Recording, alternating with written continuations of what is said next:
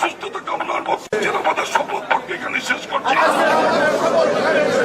জয় বাংলা, জয় বঙ্গবন্ধু, জয় শেখ হাসিনা।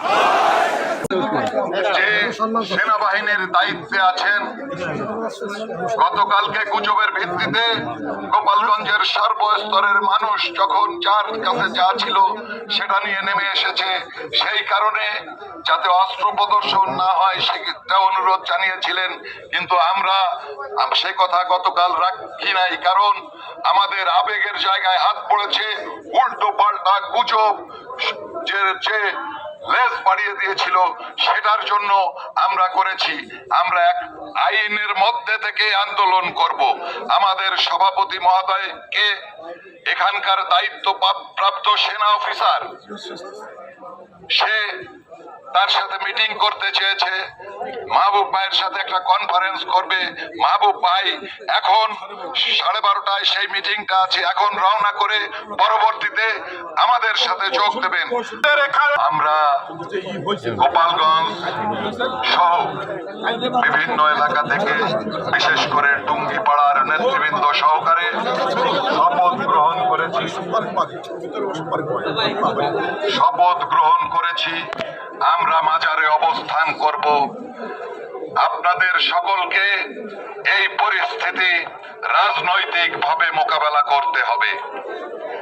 আপনাদের মনে রাখতে হবে যে আমরা বঙ্গবন্ধু কন্যা শেখ হাসিনা, শেখ রেহানাকে দেশে ফিরিয়ে না আনা পর্যন্ত আমরা আমাদের প্রতিবাদ প্রতিরোধ অব্যাহত রাখব।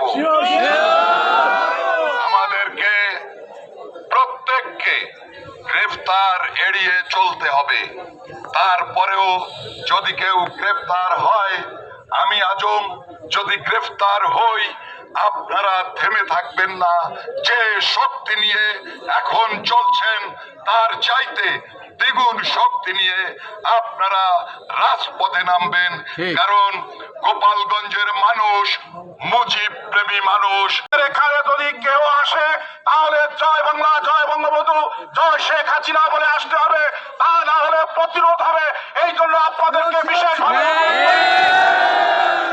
আওয়ামী লীগের মাধ্যমে আমার মাহবুব ভাই এবং আজম ভাইয়ের নির্দেশ করে, অর্থাৎ এই কথা আমাদের গোপালগঞ্জ জেলা আওয়ামী লীগের মাধ্যমে আমরা বলতে চাই যে এই টুঙ্গিপাড়ায় যারা আসবে তারা জয় বাংলা, জয় বঙ্গবন্ধু, জয় শেখ হাসিনা, শেখ হাসিনা এগিয়ে চলো, আমরা আছি তোমার সাথে, শেখ হাসিনা ভয় নাই, রাজপথ ছাড়ি নাই, এই কথা বলে আসতে হবে। আর আমাদের টুঙ্গিপাড়া উপজেলা আওয়ামী লীগের সভাপতি সাধারণ সম্পাদক, পৌর আওয়ামী লীগের সভাপতি সাধারণ সম্পাদক, পৌরসভার মেয়র, এই 5 জনকে অবশ্যই আপনারা জানাবেন, তা না হলে বিভ্রান্তি সৃষ্টি হবে, এই আশাবাদ ব্যক্ত করছি। সবাইকে আজকের এই অনুষ্ঠানে আসার জন্য টুঙ্গিপাড়া উপজেলা আওয়ামী লীগ, পৌর আওয়ামী লীগ, পৌরসভার পক্ষ থেকে আন্তরিক অভিনন্দন ও শুভেচ্ছা জানিয়ে আমার বক্তব্য শেষ করছি। জয় বাংলা।